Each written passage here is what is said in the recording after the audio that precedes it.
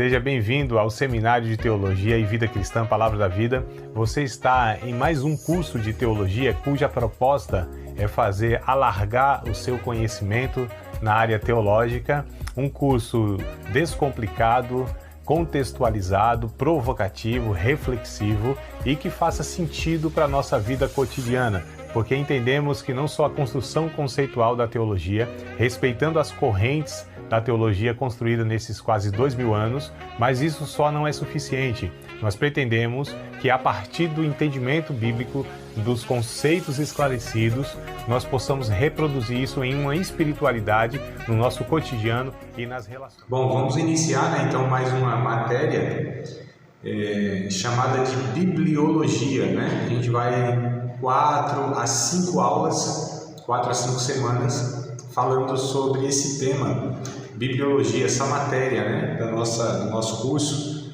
nossa grade curricular.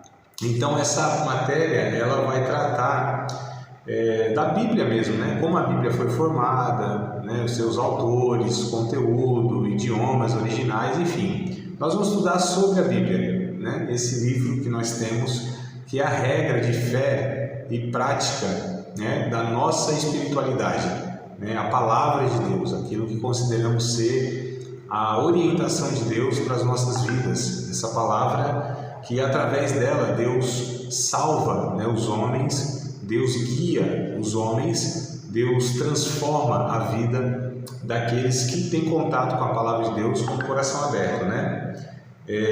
Só um momentinho aqui, deixa eu ver.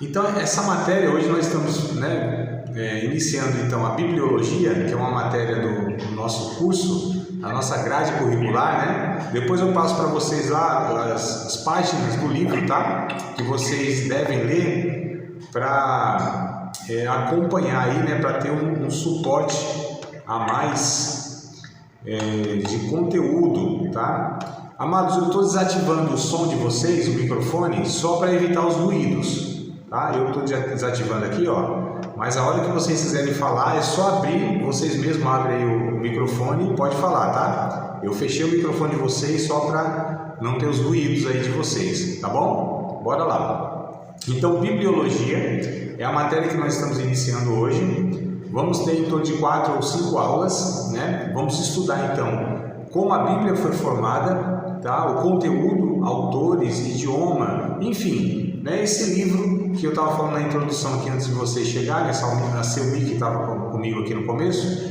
esse livro que de fato nós consideramos como a palavra de Deus, né? A palavra que guia as nossas vidas, que nos orienta, que nos faz amadurecer, que nos leva ao entendimento de quem é Deus. Sem a Bíblia, possivelmente nós não teríamos noção de quem é Deus, né? De quem somos nós, tá? Na perspectiva, e lógico, na ótica de Deus, né? Não nas óticas humanas, né? Porque aí você tem uma antropologia humana, você tem as ciências humanas, que elas vão falar a respeito do homem, mas é o Criador, né? Que tem para nós a revelação de quem nós somos, o que nós nos tornamos, né? Após a ruptura e o pecado, e qual o projeto de Deus, o plano de Deus para a nossa salvação. Não só para a nossa salvação, mas para que possamos, a partir de sermos salvos, sermos também amadurecidos como filhos de Deus. Tá? Então é a Bíblia Sagrada que é é a única regra de fé e prática, o único meio que nós temos seguro de sabermos a vontade de Deus.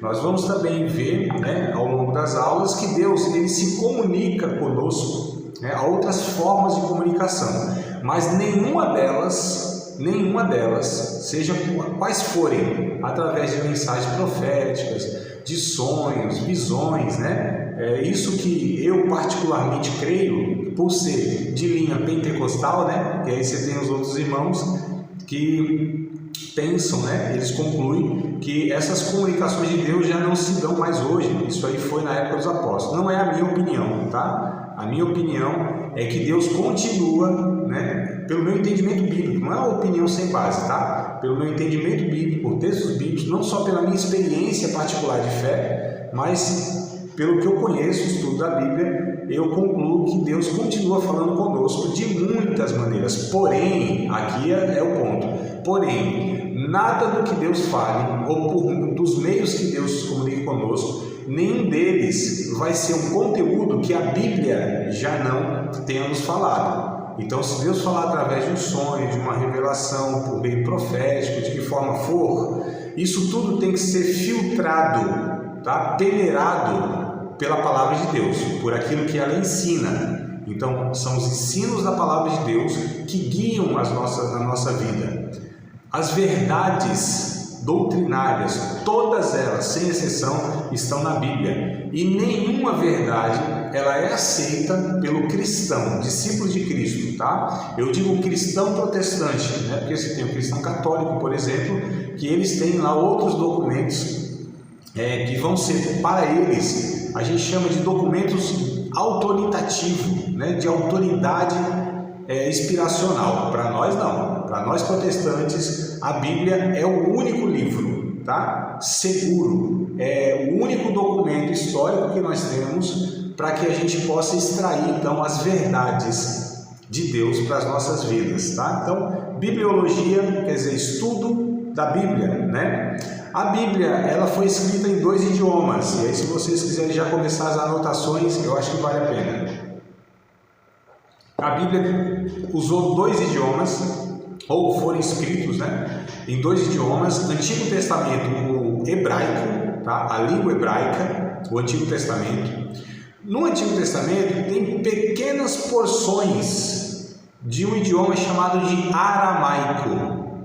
O aramaico era um idioma falado em uma região, né, ali da hoje conhecida Palestina, em Padã Aram, é por isso que é aramaico, né, que vem lá de Arã, né, Abraão, o arabeu, né, então naquela região.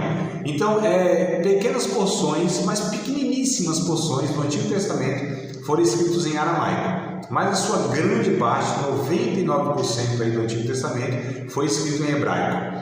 O Novo Testamento, ele foi escrito em grego, tá? Tem pouquíssimas palavras, pronúncia, né? Como Jesus falou, Eli, Eli, lama sabachthani, talita cumi, essas expressões são em hebraico, porque Jesus, ele falava hebraico, falava grego também, né? O grego está ali na época de Jesus, sendo uma língua que também era falada, né, naquela região, mas Jesus, por ser judeu, falava originalmente em hebraico. Então a gente tem no Novo Testamento, embora foi escrito em grego, e aí é 99,9% em grego, o Novo Testamento, esse é o idioma, tá? Um grego específico, chamado de grego koiné, porque o idioma grego tem 5 tipos de grego, por assim dizer, né? Você tem o grego lá antes dos filósofos, a gente está falando de 900 anos antes de Cristo, aproximadamente, tá? 900 e pouco. O grego formativo, aí depois vem os filósofos, né? 600, 500, 400, 300 anos antes de Cristo, era falado o grego clássico.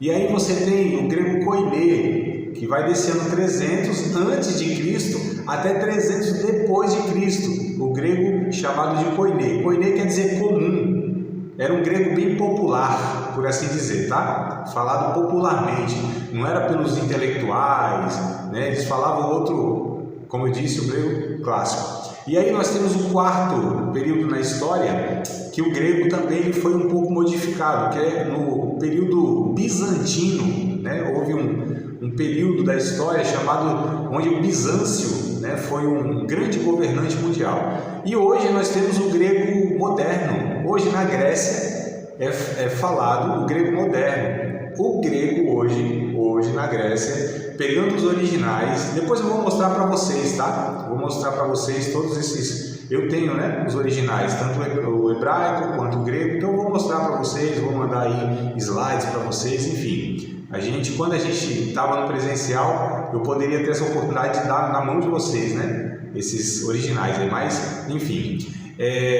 Hoje o grego, se ele pega o original da Bíblia em grego, ele tem que estudar, porque o grego falado hoje na Grécia não é o mesmo bíblico, tá? Porque o bíblico é esse comum, então tem suas variantes, tem suas diferenças, embora seja o mesmo idioma, mas ele tem suas variações. Mas enfim, o Novo Testamento foi escrito então em grego, né? Como eu falei.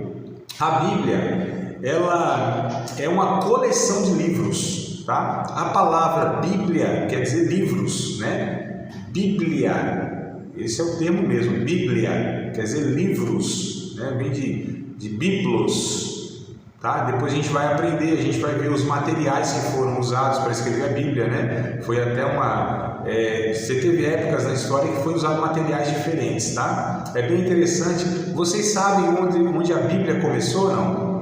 Quem foi o primeiro escritor da Bíblia? É uma pergunta meio capciosa, é uma pegadinha. Pode abrir o microfone se quiser e falar aí, tá? Vocês sabem quem começou a escrever a Bíblia mesmo assim? O primeiro escritor?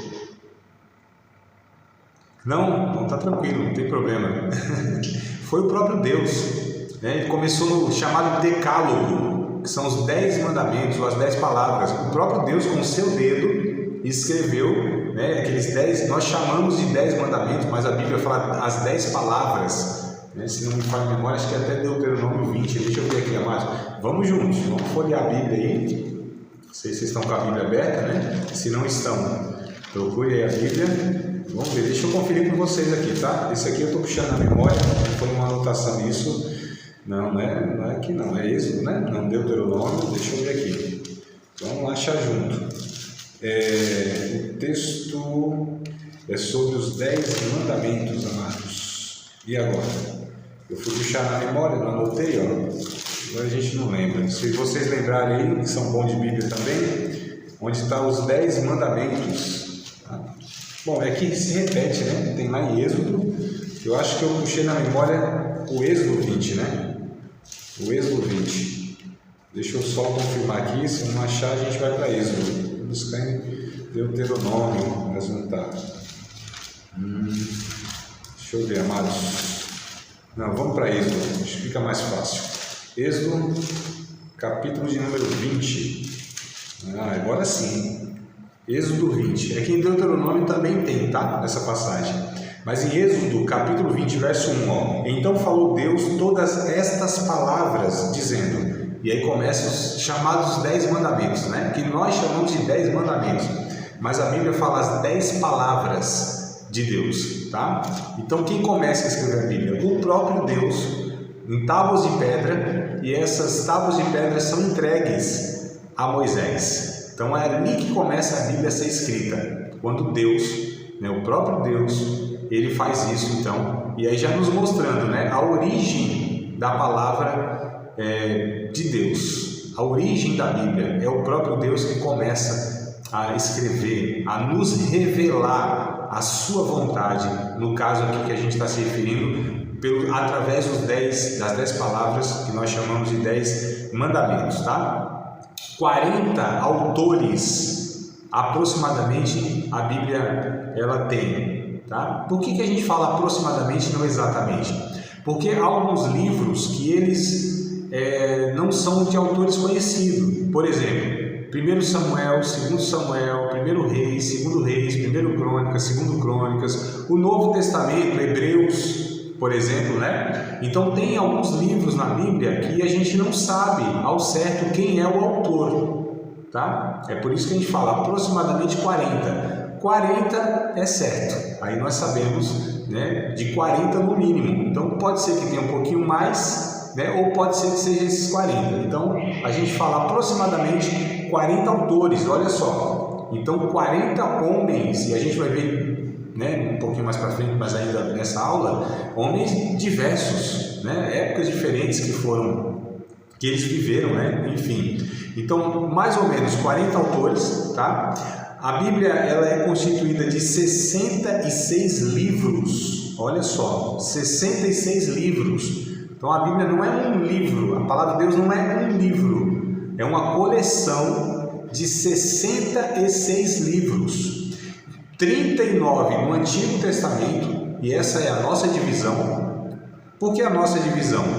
Porque os judeus, eles dividem o Antigo Testamento diferente do nosso, eles agrupam, né?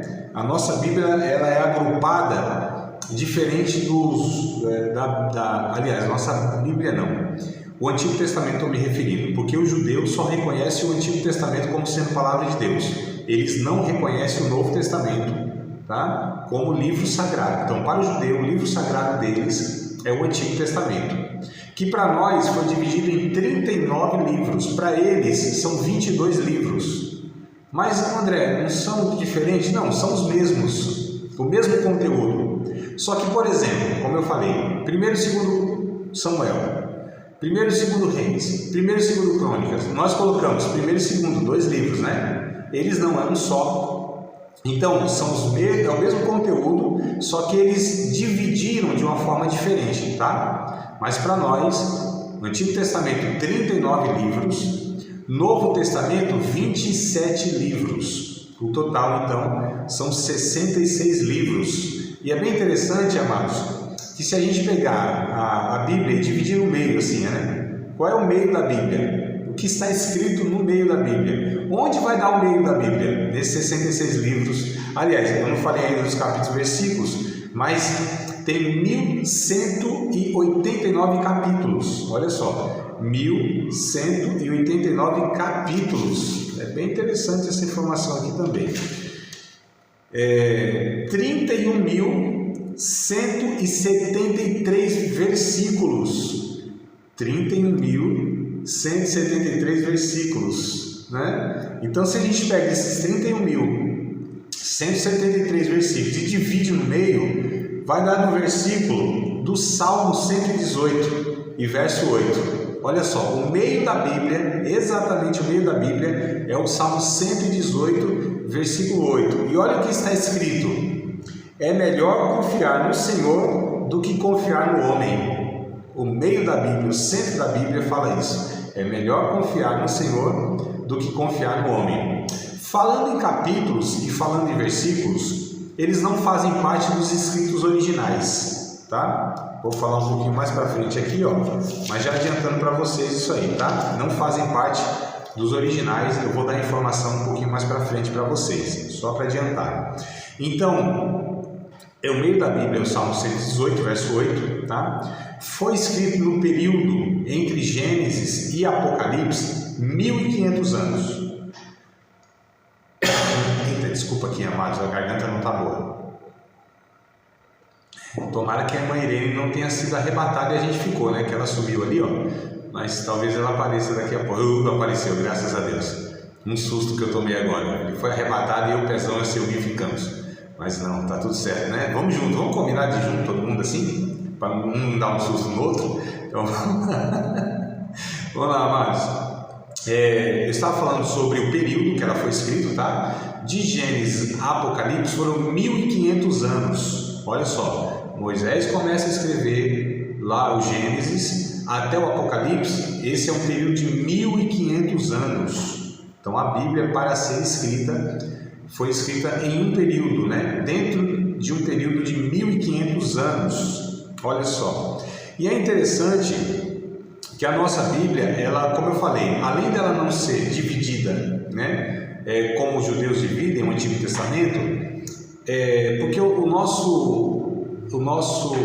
a nossa organização, ela é diferente dos judeus. Os judeus, por exemplo, tem o primeiro livro de Gênesis, é igual ao nosso, só que o último deles é Crônicas, que nós chamamos de segundo Crônicas, né? Eles é só Crônicas. Então o último livro é Crônicas. Por quê? Porque os judeus, eles organizaram os livros, a gente chama de ordem cronológica, pela ordem do tempo mesmo. Então Gênesis é o primeiro, né? O último não é Malaquias? Não. Por quê? O último para eles é segundo Crônicas, porque é ordem cronológica, é o período histórico, tá? Depois do cativeiro babilônico, né, que segundo Crônicas foi escrito. Mas olha só, para nós, ele está lá atrás. Por quê? Porque nós, cristãos, organizamos os livros da Bíblia por tema e não por período histórico. Por exemplo, onde está Jó, amados? Vocês lembram aí onde está Jó? Mais ou menos assim? Mais ou menos. Abra o microfone, Irene, para falar que isso aí no áudio para todo mundo ouvir. Isso aí na gravação também. Que aí vai mais 2 pontos na nota. Mais 2 pontos na nota. Vamos lá, aperta aí o microfonezinho e aí responda. Né? Não tá conseguindo? Chame a universitária. Isso, pronto. Então foi mais rápido aqui, apesar que, né? Tá todo mundo ganhando 2 pontos aqui. Só que tá aqui já ganhando 2 pontos. Antes de Salmo, né, Pezão? Então o Salmo é o quê? O meio da Bíblia. Né? O meio da Bíblia é Salmo. E Jó tá um livro antes. Só que Jó foi escrito no período de Abraão. E onde está a história de Abraão? Em Gênesis, né? Lá no final do capítulo 11 para o capítulo 12 aparece lá o personagem Abraão. Jó era contemporâneo de Abraão, tá? A gente vai descobrir isso, né, quando a gente estuda o livro de Jó. A gente vai ver que o período que Abraão viveu tem as mesmas características do período que Jó viveu. Ou seja, o homem ainda era o sacerdote da família. Você não tinha os sacerdotes, como por exemplo, né, na época de Moisés, então é anterior a isso. Há alguns povos lá, os sabeus, está no capítulo 1 de Jó, né? Os sabeus ao mesmo tempo de Moisés, Abraão, tá? Abraão, corrigindo aqui, no mesmo tempo de Abraão, os povos, né, sabeus. A riqueza era medida em bens, lá de gados e tal, na época de Abraão, Jó também. Enfim, a gente percebe lá que tem as semelhanças no período de um e de outro. Então conclui-se que Jó era contemporâneo de Abraão. Então, lá em Gênesis está Abraão e Jó no meio da Bíblia, né? Só que eles foram contemporâneos, viveram na mesma época. Então a gente percebe que a Bíblia não foi organizada, na nossa organização, de ordem cronológica, né? E sim de ordem de temas, tá? Então nós organizamos em ordem de tema. Qual é o último livro da Bíblia? Apocalipse. Por quê? Porque ele fala do final dos tempos. Mas o Novo Testamento não foi o último livro a ser escrito, né? Quando a gente estudou Evangelhos, né, na matéria passada, lembra que nós falamos dos Evangelhos também? Mateus não foi o primeiro a ser escrito?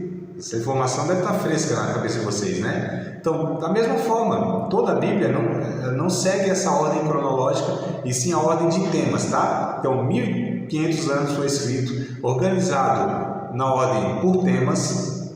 Essa Bíblia, então, ela é diferente, mas é o mesmo conteúdo, né, do Antigo Testamento. Os autores, eles são diversos, como eu falei, né, em suas formações e atividades. Tá? Autores dos mais variáveis níveis intelectuais e culturais, em épocas diferentes, e eles não se conheceram, tá? A maioria dos autores, eles não se conheceram pessoalmente, mesmo porque não tem como, né? Se um vive 1500 anos lá e depois o outro, enfim, se um vive 100 anos distante do outro, não tem como se conhecerem, né? Ou que seja mais, mas enfim, nós temos, por exemplo, Moisés, uma pessoa intelectualmente capacitada assim de uma forma extraordinária, né? Um dos homens mais capacitados da sua época, intelectualmente falando, estudou assim com a melhor ciência que existia no mundo, que era no Egito. Só que a gente tem homens simples como Amós, o profeta Amós, né? Um homem simples do campo, plantava lá figueiras bravas, né? Sicômoros, cuidava de gado e tal. A gente tem no Novo Testamento, por exemplo, Paulo, um dos principais intelectuais do mundo da sua época, poliglota, né? Uma pessoa assim culturalmente preparada de uma forma extraordinária. Só que nós temos os pescadores, não pecadores também, mas pescadores, homens simples. Pedro, por exemplo, né, que a própria Bíblia diz que ele era um homem iletrado, não tinha letra, não tinha formação, um homem muito simples, e Deus usa também. A gente tem Lucas, um médico, né, uma formação também bem refinada. Essa diversidade, então você tem médico, você tem pescador, você tem estadista, você tem uma série de ocupações, atividades e níveis intelectuais diferentes desses homens. E é interessante que eles não se conversam, são de perspectivas e épocas diferentes, culturas diferentes, né? Porque o Moisés, que escreve lá 1445 a.C., é uma época diferente, totalmente diferente, culturalmente, o conhecimento que se tem, enfim, né? Como se vive, como se enxerga o mundo é diferente do que o Paulo, por exemplo, ou o Lucas, enfim, o João, né? São épocas diferentes. E apesar de toda essa diversidade, a Bíblia não contém erros, a Bíblia não contém falhas. E aí a gente já fala que a Bíblia tem duas propriedades, isso é importante, tá? Se quiser anotar para gravar mesmo, é importante essa informação. A Bíblia tem duas propriedades. Quais são elas? Quais as duas propriedades da Bíblia? A inerrância e a infalibilidade. Palavra até um pouco longa, né? Mas ela é inerrante e é infalível. Essas são as duas propriedades da Bíblia: inerrante e infalível. O que isso quer dizer? Inerrante, ela não contém erros doutrinários, não existe erro de ensino, a Bíblia não tem contradições. Nós estamos falando de 40 pessoas escrevendo no espaço de 1.500 anos, de culturas diferentes, não se falavam, não se conheciam, idiomas diferentes, e não contém erro. A Bíblia não tem uma contradição sequer, mas são dezenas de temas, né, que nós inclusive estudamos na teologia: doutrina do pecado, doutrina da salvação, doutrina da igreja, doutrina de Cristo, doutrina de Deus, doutrina da Trindade, doutrina dos últimos tempos, enfim, tem muitos ensinamentos, muitas doutrinas. Inclusive, essas doutrinas, elas são construídas a partir dos escritos desses diversos 40 autores. E não há contradição. O Paulo não contradisse Pedro no que escreveu e vice-versa, não é? O Paulo não teve contradição a respeito de Moisés, pelo contrário, o que eles escrevem estão em harmonia. Então a Bíblia é um milagre. Amados, se nós temos duas pessoas escrevendo da mesma época e eles se conversam, se conhecem, ainda há contradição? Pode ter, um fala uma coisa e outro desfala. Não é verdade, ó?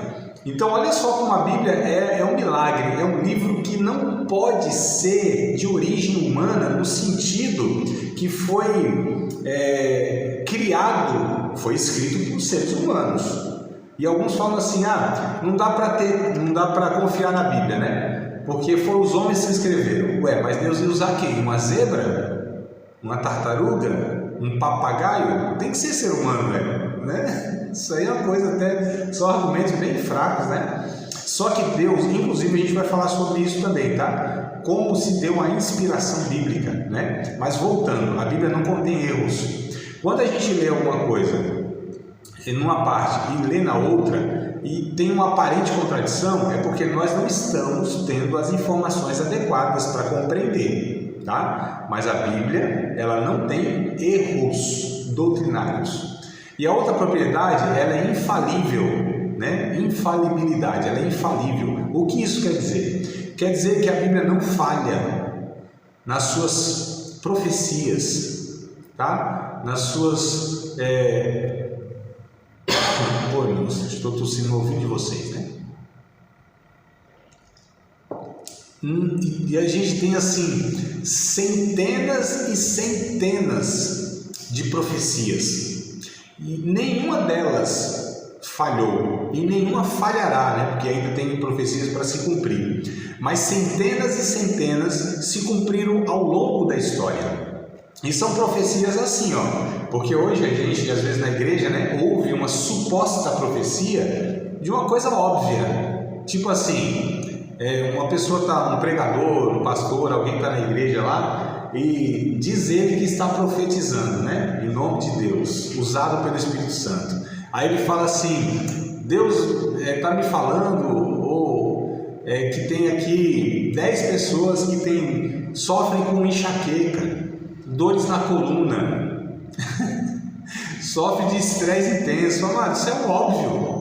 No meio de 50, 100, 200 pessoas, não tiver umas 10 no meio, tá ruim. Né? Não acertar nisso aí tá ruim demais. Então é profecia do óbvio que eu chamo. Profecias de Deus são coisa muito específica, são certeiras. não traz dúvida. Vou dar um exemplo. Em Isaías, há uma profecia entre tantas outras, mas tem uma, só para exemplificar, que Deus disse, através do profeta Isaías, que haveria um rei, um imperador, um homem, chamado Ciro. Deu o nome do camarada. E o que ele ia fazer com a nação de Israel, autorizando a sair de um cativeiro. Sabe quanto tempo isso aconteceu depois? 100 anos. 100 anos depois. Ou seja, 100 anos antes, Deus disse que haveria um império que não existia na época, os medos e os persas. Falou o nome do imperador Ciro, e disse ainda que ele ia dar autorização para o povo que estava no cativeiro, ou seja, 100 anos antes, amados. Tudo o que ia acontecer, nome, império que ia existir e o decreto que ele ia dar. Ou seja, acontece exatamente isso. Isso para não falar de tantas outras, a gente estudou, né? Vou aproveitar aqui da memória de vocês que estão fresca, da matéria passada sobre diversas profecias que se cumpriram a respeito da última semana de Jesus. Vocês lembram disso aí também? Então, só para a gente, né, trazer mais aí essa informação. Então, isso é infalibilidade. A Bíblia não falha, não existe nenhuma falha na Bíblia a respeito das profecias. Pelo contrário, todas elas, ao longo da história humana, vem sendo confirmada. Então essas são as duas propriedades da Bíblia, tá? Pezão, você queria falar alguma coisa, meu amado? Você abriu o microfone, fechou? Pode abrir de novo aí e diga. Sobre essas revelações aí, profetada gosta, vai na igreja, faz uma visita, já levanta o dedo para a gente dando profetário. Que você morrendo, que você está recebendo um livramento de morte. Foi a última vez que eu visitei uma igreja diferente, eu ouvi essa. É interessante você falar isso, porque como eu falei, eu acredito que Deus usa as pessoas através de mensagens proféticas hoje. Porém, é isso, amados, tudo deve estar, tem que estar confirmado pelo que a Bíblia fala. E a gente vê hoje muitas coisas, inclusive, o que a Bíblia ensina a respeito disso, né? Dessas profecias, ou do suposto profeta. Para que a gente dê crédito, porque perguntaram para Moisés, né? Como nós saberemos que alguém está falando de fato em nome do Senhor? Como saberemos que esse profeta, que se diz profeta, ele de fato é um profeta de Deus? Na época de Moisés já tinha essa questão. Isso não é do nosso tempo, não. Esse negócio de alguém se levantar e falar, eu estou falando em nome de Deus, Deus está me usando, isso é muito antigo, amados. Então percebam como a Bíblia tem essas orientações, né, para nos guiar. E aí Moisés disse, se o tal profeta falar em nome de Deus, sua profecia não se cumprir, não considere como profeta. Então a gente tem uma regra aqui, uma regra bíblica. Então a gente não reconhece uma pessoa como profeta de Deus, ou que ele falou em mensagem profética porque ele falou. Nós só vamos dar crédito, no sentido de que vamos confirmar que aquela pessoa foi usada por Deus, quando aquilo que ela falou se cumprir. Olha só, isso é regra bíblica. Isso Antigo e Novo Testamento, porque Paulo, lá no capítulo 14 de 1ª carta aos Coríntios, confirma isso. Quando a gente lê todo o capítulo 14 de 1 aos Coríntios, Paulo vai estar orientando esse culto público, né? Essas mensagens proféticas, como isso deve se dar, inclusive, as línguas estranhas. Então, olha só, nós temos esse livro na Bíblia, aliás, especificamente o capítulo 14, né, de 1 aos Coríntios, nos orientando. Olha como a Bíblia ela vem trazendo, amados, né? Só foi um ponto, um assunto. Qualquer assunto que nós trouxéssemos aqui, nós íamos recorrer à Bíblia para sabermos o que a Bíblia ensina sobre isso. Então nós temos, volto a dizer, um livro que nos guia nos comportamentos e nos conceitos, nos princípios. É a Bíblia Sagrada. Então a gente não deve jamais estar analisando, né, julgando, porque alguns irmãos falam assim, a gente não pode julgar ninguém. Não é isso que a Bíblia ensina. Quando a gente lê João capítulo 7, verso 24, Jesus disse: a ninguém julgueis segundo a aparência, mas julgueis segundo a reta justiça. Então devemos sim julgar. Inclusive Paulo, em 1 Coríntios 14, ele confirma isso. Quando o profeta fala, a congregação deve julgar, para saber se tal profeta está falando de fato, é oriundo do Espírito de Deus. Então olha só, está vendo como as pessoas falam bobagem por não estudarem a Bíblia, concluem coisas erradas por não estudar a Bíblia, tem comportamentos errados por não conhecer a Bíblia? Então de fato ela é a nossa regra, única regra de fé, né, que nós acreditamos, e de prática no nosso comportamento. Tá? Então só para trazer essa informação, né? Diga aí, meu amado, diga mais uma vez. Qual a referência de João, professor? Capítulo 7, verso 24. Capítulo 7, verso 24, por exemplo. Do que eu falei de Moisés, é lá em Deuteronômio, né? Que ele vai falar dos critérios. Aliás, temos outro critério também, para a gente estar analisando, né? Discernindo, tá? Para usar um termo mais bíblico, né? Discernindo, nós temos o Antigo Testamento e o Novo Testamento nos dando esses critérios.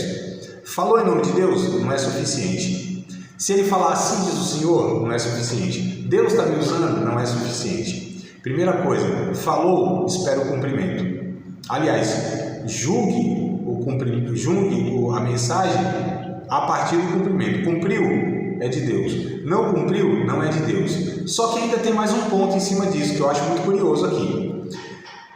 Às vezes, uma pessoa fala e aquilo até acontece, mas isso necessariamente não quer dizer que foi Deus que usou, porque o Antigo Testamento vai ter também uma palavra dessa forma. Se uma pessoa, um suposto profeta falou em nome de Deus e ainda se cumpriu o que ele falou, mas o que ele falou serviu para as pessoas se afastarem de Deus, irem para a idolatria, alguma coisa desse tipo, isso não é profeta de Deus. Olha o que o texto bíblico diz. Porque Satanás também pode usar pessoas, né, com essas supostas mensagens. Mas milagres também, a Bíblia nos traz essa informação. Milagres também são produzidos por ação satânica. Lembra da época de Moisés, as pragas do Egito? Não teve lá dois cidadãos, dois magos lá, dois feiticeiros, né? Janes e Jambres. Esses nomes é Paulo que fala lá na sua carta a Timóteo. Janes e Jambres, eles também realizam milagres lá.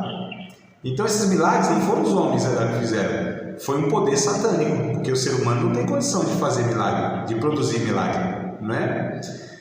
Bora lá, pode participar, viu, amada? Eu te vi aí, eu vi a universitária ali. Mas vamos lá. Então, só para a gente entender, amado, por que eu estou falando tudo isso? Para mostrar para vocês, está vendo como a Bíblia que nos traz essas informações e esses ensinos? Está vendo como a importância de nós conhecermos esse livro sagrado de uma maneira adequada, profunda, tá? Voltando um pouquinho sobre a infalibilidade, é isso. Então, ela não falha, tudo que a Bíblia fala, ela é assertiva. Irmã Irene, quer falar, amada? Qual é a referência que o irmão falou de Deuteronômio lá? Eita, agora eu vou ter que achar junto com vocês aí. Vamos juntos aqui, deixa eu ver. 17 que o irmão falou? Não. O João 7 e 24 é onde Jesus disse. Já até abri. Oi? Já está aberto. Tá. Quando o irmão falou do João 7 e 24, eu olhei lá, mas Deuteronômio não deu para ouvir. Tá, vamos lá, eu não tinha dado a referência mesmo não. Deuteronômio. Capítulo 13, Deuteronômio capítulo 13, verso 1 em diante. Eu sugiro que vocês leiam todo o capítulo 13, tá? Não é longo não, tem aí seus 18 versículos. Todo o capítulo 13, Deuteronômio. Então, esse aí que fala: quando o profeta, o sonhador de sonhos, se levantar no meio de ti e te der um sinal por prodígio, sucedeu tal sinal ou prodígio que houver falado, dizendo: vamos após outros deuses que não conheceste e sirvamo-nos. não ouvirás as palavras daquele profeta, o sonhador de sonho, porquanto o Senhor vosso Deus vos prova para saber se amais o Senhor vosso Deus com todo o vosso coração e com toda a vossa alma. Mas leia depois o restante, tá? Aqui é só uma introdução. Eu não vou lembrar, Mairene, o outro texto que eu citei para vocês. O que eu vou fazer? Me lembrem lá no grupo do WhatsApp, me ajudem, tá? Porque a cabeça não tá boa. Eu não estou lembrando das coisas. Não dou conta. Essa semana está sendo muito corrida. Então me ajudem. Manda lá, fala, professor, lembra da referência que você ficou de mandar lá do Antigo Testamento? Aí eu vou lembrar o que é, eu mando para vocês lá, tá? Agora não vou me lembrar. Aquela que eu falei, mesmo que se cumpra a tal profecia, dependendo do que esse profeta está orientando as pessoas, mesmo se cumprindo, é possível que não seja ainda o Senhor usando, tá? Então tem mais 2 textos no Antigo Testamento que eu quero passar para vocês, que eu não lembro agora. Tem 3, na verdade. Esse Deuteronômio 13 é um, e tem mais 2 que eu não lembro agora, mas vou passar para vocês para confirmar sobre essas informações aqui. Tudo bem? Vocês me ajudam lá depois? Tá? Mas por aqui a gente já sabe sobre a questão da infalibilidade. Então, assim, se é Deus falando, se cumpre. E todas as profecias bíblicas. Aí o Pezão me falou uma coisa que me lembrei aqui, né? A respeito da ocasião lá, que foi um culto e a pessoa e tal, falou isso e aquilo. Amados, a Bíblia, ela é suficiente para nos guiar em toda a verdade. A Bíblia, ela foi deixada por Deus para nós, para que nós buscássemos as orientações de Deus para a nossa vida. As pessoas que ficam buscando, sabe, profecias, essas pessoas, elas permanecem em uma infantilidade, né? Permanecem sempre numa superficialidade, porque não procuram, não se alimentam diretamente da palavra de Deus. A palavra de Deus é a profecia inerrante, infalível. O ensino bíblico absorve para a sua vida, ponto final. Pratique, e a gente vai ver inclusive, né, a finalidade última da Bíblia é que a gente pratique os seus ensinos. Mas assim, é isso que o cristão deve fazer. Como eu falei, as profecias e outros meios de comunicação de Deus são acessórios. Deus fala conosco? Fala. Mas o que Deus de fato quer que a gente se relacione com Ele é conhecendo a sua palavra, a sua vontade revelada aqui. Em momentos de angústia, de repente, sei lá, né, de muito desajuste mesmo na vida, é possível que Deus use, e Deus usa esses meios emergenciais para nos alcançar, que são as profecias, os sonhos, visões, essas coisas todas. Mas o que Deus de fato estabelece para todos nós é que sejamos guiados, que busquemos diariamente a palavra de Deus como um alimento espiritual, porque a palavra de Deus, ela é um alimento espiritual. Isso está escrito, inclusive, lá em João, capítulo 6, Evangelho segundo João, capítulo 6, verso 63, né? O próprio Cristo, ele fala isso. As palavras que eu vos tenho falado são espírito e vida. Olha só, as palavras que eu vos tenho falado são espírito e vida. Isso quer dizer que a palavra de Deus para o cristão é uma palavra que o nutre espiritualmente, amados. A palavra de Deus, ela tem poder para nos fortalecer espiritualmente.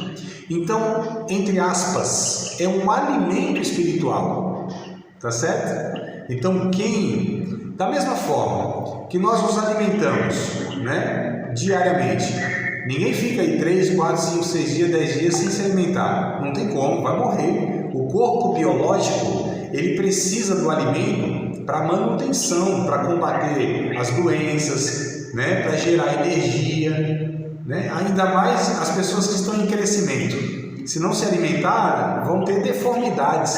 As crianças, adolescentes, jovens até uma certa idade, se não se alimentarem adequadamente, não tiver uma alimentação boa e saudável, vão crescer com enfermidades, com debilidades, sistema imunológico comprometido. Amados, a gente fazendo esse paralelo com a vida espiritual é a mesma coisa.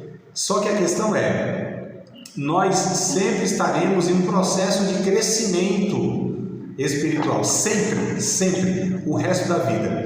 Então, se a gente não se alimenta adequadamente, né, lendo a palavra de Deus, estudando ela com bons teólogos, bons ensinadores, porque a gente também tem os maus ensinadores, nós temos também os maus pregadores, nós temos também aqueles que distorcem a palavra de Deus, né? Porque nós chamamos de heresia. Nós, que eu digo, a Bíblia chama de heresia, são ensinos distorcidos, né? Misturado com a verdade, mas são enganos.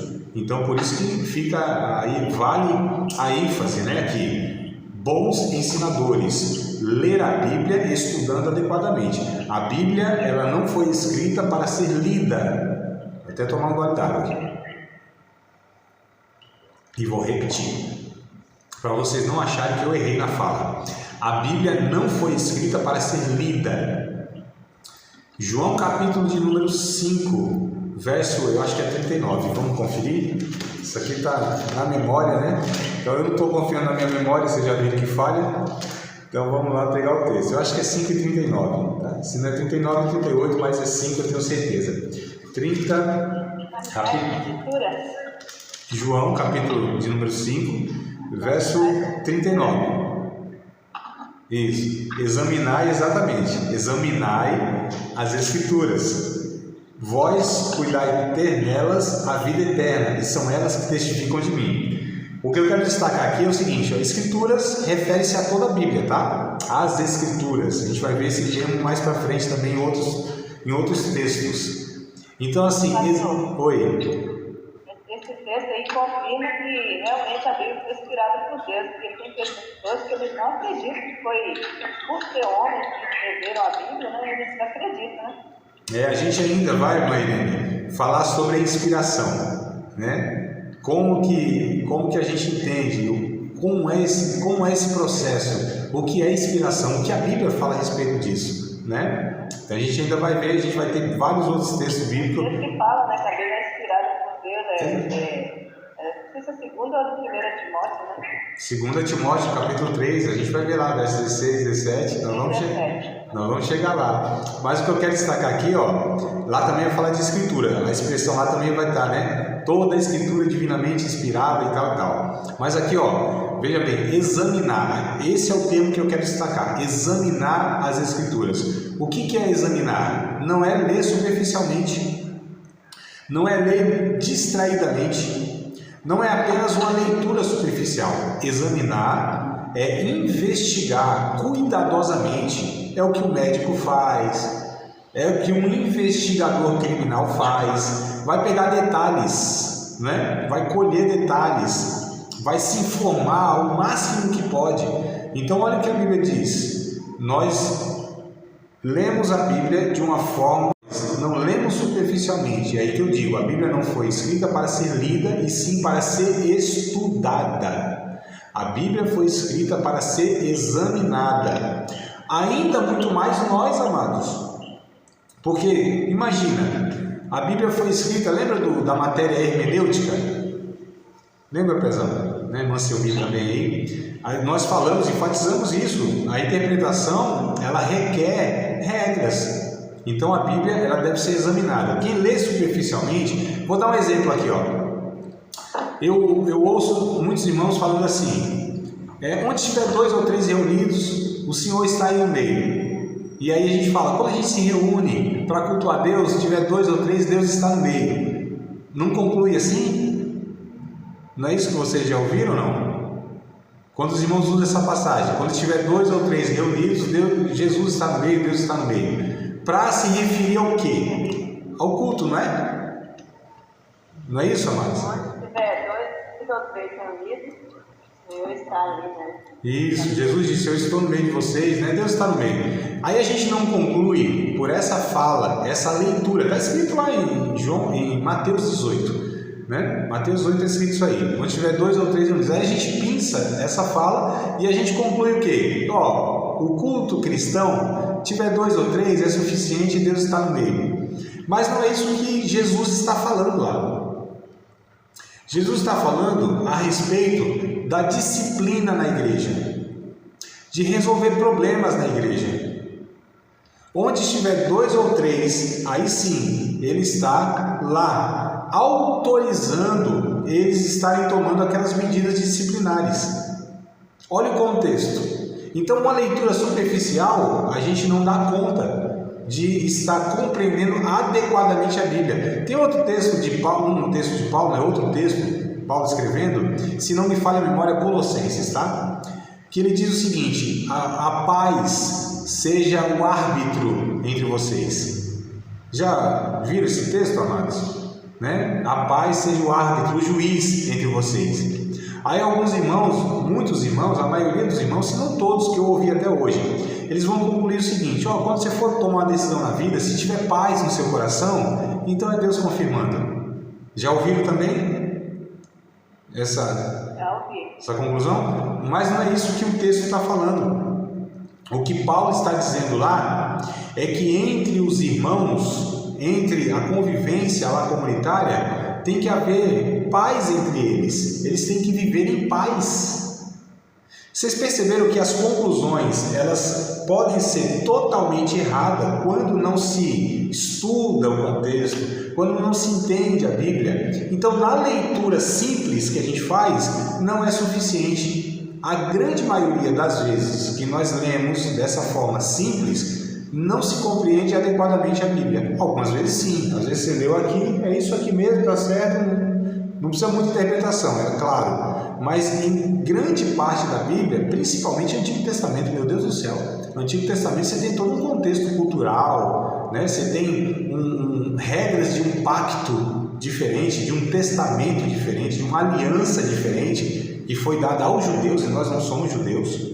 Então, se a gente não tiver aí essa cautela, esse cuidado, essa dedicação, a gente possivelmente vai estar interpretando de uma forma muito errada. O que eu estou dizendo aqui, estou trazendo isso aqui só para mostrar. A Bíblia, ela é uma complexidade de ensinos, muitos escritores, idiomas diferentes, contexto cultural diferente. Então, nós precisamos lidar com ela adequadamente, tá? Essa é a aula introdutória de hoje. Nós temos 7 minutos. Eu queria que vocês comentassem ou fizessem alguma pergunta e a gente aproveita esses 7 minutos últimos aqui para vocês aí participarem de uma maneira mais intensa. Pastor. Sim. Eu não peguei o início da aula. Qual é o tema da aula de hoje? A matéria é bibliologia. Tá. Bibliologia. Essa é a matéria que nós vamos estudar, né? Bibliologia quer dizer estudo da Bíblia. Tudo que é logia você já sabe, é estudo, né? Então, estudo a respeito da Bíblia. Nossa matéria, que nós estamos iniciando hoje, ela vai se propor a estudar a Bíblia, né? A Bíblia, esse livro mesmo, tá? Estudar aqui, o livro que nós chamamos de Bíblia. Então, nós vamos estudar como foi formado. Eu já falei trouxe algumas informações. Igual eu lá na salinha. Eu pego a Bíblia quando eu vou contar a historinha, né? Eu mostro, saiu daqui. Exato, aqui. É aqui, o livro da capa preta. Como se chama esse livro? Fica assim, como se chama esse livro? Aí, é o livro da capa preta, Né? Nossa, não posso falar isso lá não. Não, pode não, né? Eu digo aqui ao vivo ainda, o livro da capa preta. Nós somos o povo do livro da capa preta, né? Embora você tenha hoje capa para tudo quanto é gosto, colorida, de leão, Bíblia da vovó, Bíblia do obreiro, Bíblia, né? Isso. E é bom, e graças a Deus. A gente vai falar sobre essa importância das versões diferentes. Nós vamos falar sobre isso, né? As versões diferentes, nós vamos comparar, vamos falar como elas foram escritas, né? Como foram as traduções, como que os autores fazem para traduzir a Bíblia dos originais. Nós vamos falar dos manuscritos, né? Que são esses de fato escritos. Manuscrito quer dizer isso, escrito à mão, né? Seja lá, nós não temos mais os... Não vou dar essa informação não, senão vai misturar muita informação e é lá na frente. Mas a questão a gente vai tratar então sobre a Bíblia, de tudo que é necessário para que a gente entenda. Que livro é esse que nós temos? Como chegou nas nossas mãos? Qual foi o processo, por exemplo, de decidir qual livro era inspirado por Deus e qual livro não era inspirado por Deus? Quem que fez isso? isso. Qual período foi feito isso? Diga, pessoal, diga, Amado. Então, o professor, né, Selmi também, qual a ligação assim da Bíblia com o propósito daquele filme, O Livro de Eli? Você já parou para observar aquele livro de Eli? Sim. Ali é muito interessante, aquele filme, uma das coisas que mais me chamou a atenção é que, na verdade, o livro estava na cabeça dele, né? Ele memorizou, né? Ele memorizou, amados, né? Tipo assim, porque estava em extinção, você não tinha mais, né? Você não tinha mais a Bíblia. A história do filme é essa, né?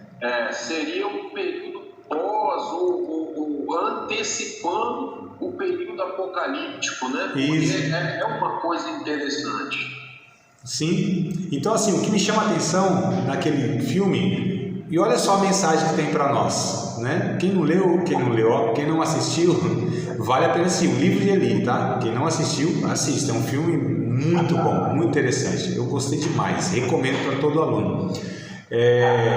Na verdade, a lição que eu tenho para mim ali naquele filme é que a Bíblia, ela precisa estar, amados, aqui, ó, armazenada.